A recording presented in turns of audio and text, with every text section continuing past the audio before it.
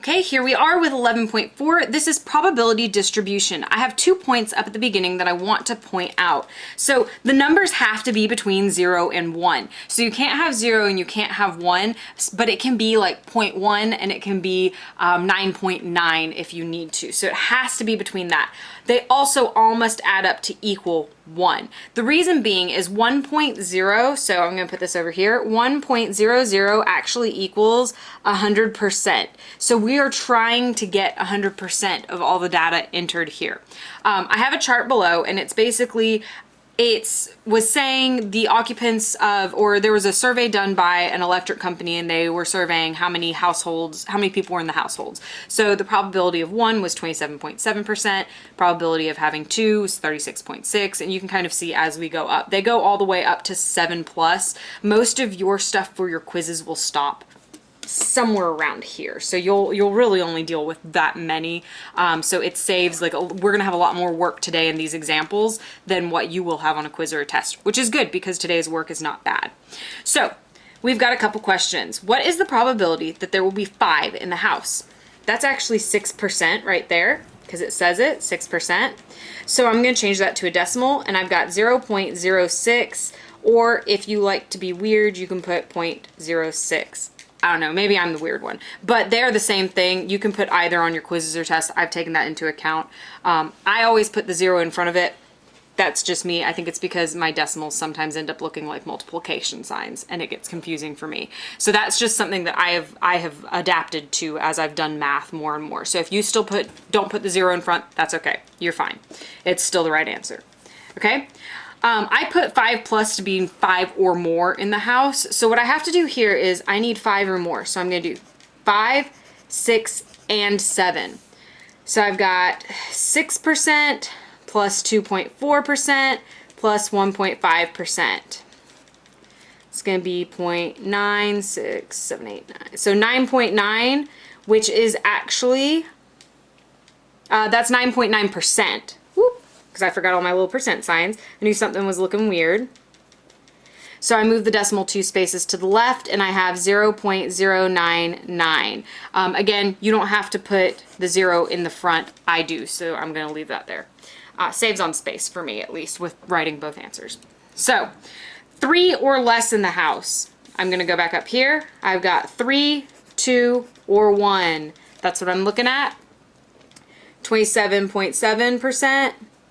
30 plus 33.6% plus 15.7%. Okay, I'm actually going to kind of go over here and grab my calculator for that just for speed. 27.7 plus 33.6 plus 15.7 is going to give me exactly 77%, which is 0.77 or 0.77.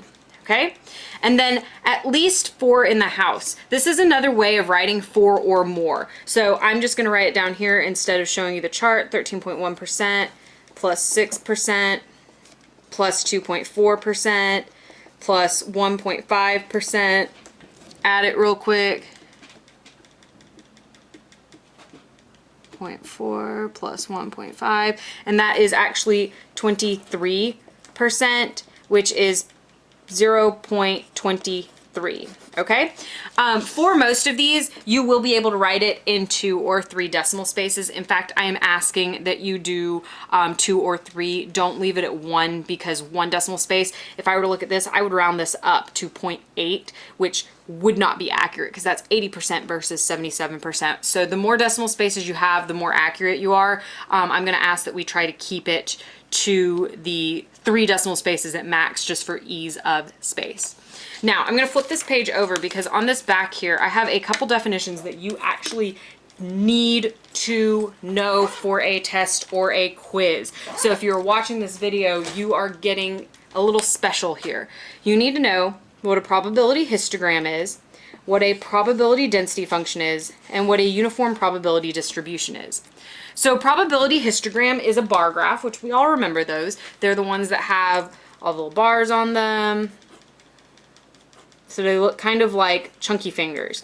Okay, so that is a probability histogram. It's just a bar graph that is used to indicate probability. So however high up the bar goes is the probability of it happening.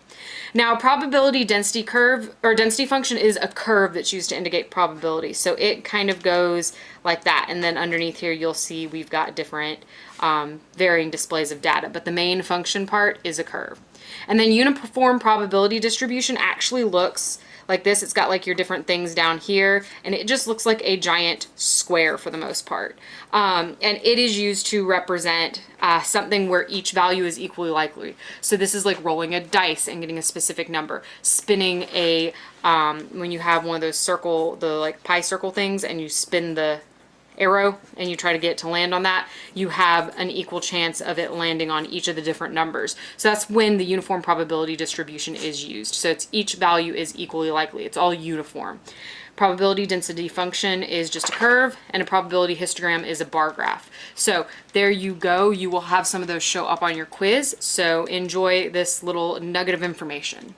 See you tomorrow for I believe your review. It might be your next section, but I believe it is your review. So you'll have a test on Friday. So please make sure you're rewatching all the videos and that you are paying attention and asking me if you have any questions. See you tomorrow.